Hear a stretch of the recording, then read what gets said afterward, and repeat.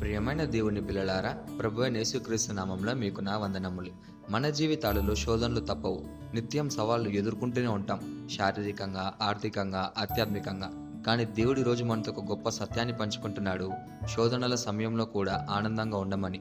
అది ఈ లోకస్తులకు విరుద్ధంగా అనిపించవచ్చు, కానీ విశ్వాసి దృష్టిలో ప్రతి శోధన ద్వారా దేవుడు మనను శుద్ధిగా, బలంగా, విశ్వాసంగా చేస్తాడన్న నమ్మకాన్ని కలిగిస్తుంది. ఈరోజు దేవుని వాగ్దానము యాకోబు 1:3. యాకోబు 1:3 వాక్యం ఇలా ఉంది: మీరు నానా విధములైన శోధనలో పడినప్పుడు అది మహా ఆనందమని ఎంచుకొనుడి అని. యాకోబు రాసిన ఈ వాక్యం మనకు ఒక కీలకమైన ఆత్మీయ సత్యాన్ని బోధిస్తుంది. శోధనల ద్వారా మన విశ్వాసం పరీక్షింపబడుతుంది. ఆ పరీక్షల ద్వారా మనలో సహనం పుట్టి అది పూర్తిగా అభివృద్ధి చెంది మనలను పరిపూర్ణులుగా మారుస్తుంది అని. దేవుని దృష్టిలో శోధనలు శాపం కాదు, అవి ఆశీర్వాదానికి మార్గాలు. శోధనల సమయంలో మనం తొందరగా విసుక్కుంటాం, కానీ దేవుడు చూస్తున్నాడు, మన విశ్వాసాన్ని పరీక్షిస్తున్నాడు. ఆ శోధనలో నిల్చుండడానికి ఆయనే మనకు బలాన్ని ఇస్తాడు. ఆయనే మన శక్తి, ఆయనే మన తృప్తి. శోధనల మధ్యలో ఆయన నమ్మితే, ఆయనపై పూర్తి విశ్వాసం ఉంచితే మనం ఆనందంగా జీవించగలుగుతాం.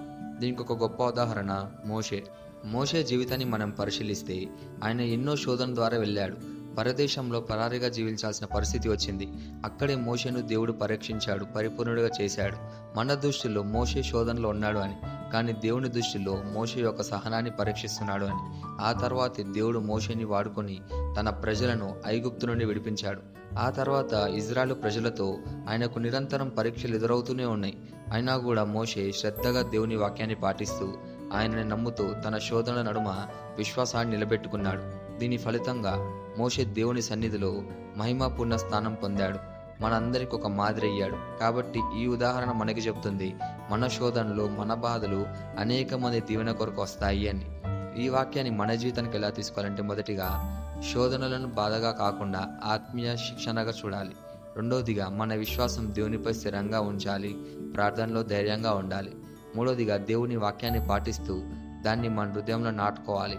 నాలుగవదిగా నమ్మకంగా జీవిస్తూ శాంతిని అలాగే ధైర్యాన్ని కలిగి జీవించాలి. మొత్తానికి ఈ వాక్యం మనకి ఎలా అర్థం చేసుకోవాలంటే, నిజంగా శోధనల వల్లే మన ఆత్మకు బలాన్ని ఇస్తాయి అని. ఈ వాగ్దానాన్ని మనం స్వతంత్రించలాగున్నా మనం ప్రార్థన చేద్దాం.